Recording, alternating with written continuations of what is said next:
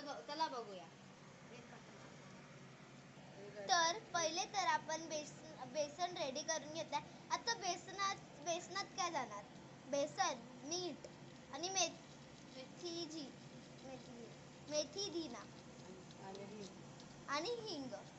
हिंगनी काय होते? आपल्या पोटात दुखत नाही. आता हे बघा, आपण इथे तेल घातलं आहे. आपण तेल गरम व्हायचं वेट करूया आणि मग पकोडे तळायला घेऊया. आता आपलं तेल तापलं आहे. तर हे बघा, आम्ही अग्निदेवाला हे भोग काढायला आम्ही रोज हे करतो. जे आम्ही जेवण बनवतो ते अग्निदेवाला चढवतो. हे बघा, आम्ही चढवलं आहे. तुम्ही बघणार ना, त्याच्यात पण आम्ही टाकलंय भगवानला, अग्निदेवताला टाकतोच आम्ही. टाकूया आता. हे बघा, मिरचीचे हे पकोडे आहे.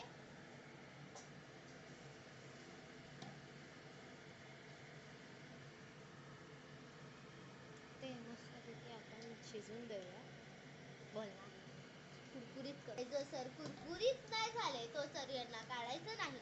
आणि जो सर शिजले आणि जर कुरकुरीत झाले असेल पण शिजले नसेल तरी त्यांना शिजवायचं.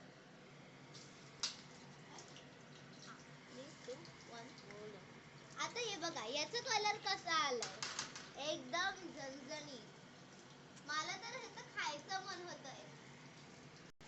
तर हे बघा, हे पकोडे शिजले आहे. तर आपण त्याला काढून घेऊया. काढा. ते झालेले आहे. आता असं झणझणीत आणि कुरकुरीत पकोडे झालेले आहे. आपण बघूनच सांगू शकतो. ऑलरेडी मी एक खाऊन बसलेली आहे. सर ते पकोडे रेडी होत आहेत. तर सर आपण जरा एंटरटेनमेंट करूया. नाच तिथे पकोडे बनतात आहे आणि आम्ही नाचतोय. बोल. तर हे बघा गाईज, आम्ही पहिलेच्या व्हिडिओमध्ये वाटाणा पुलाव बनवलेला, पण त्याची रेसिपी तुम्ही आमच्या चॅनलमध्ये जाऊन बघू शकता. तर गाईज चला बघूया. हे आहे मिरची पकोडे पुलाव. त्याची रेसिपी तुम्ही जाऊन आमच्या चॅनलवर बघू शकता. आणि हे आहे कांद्याची पात.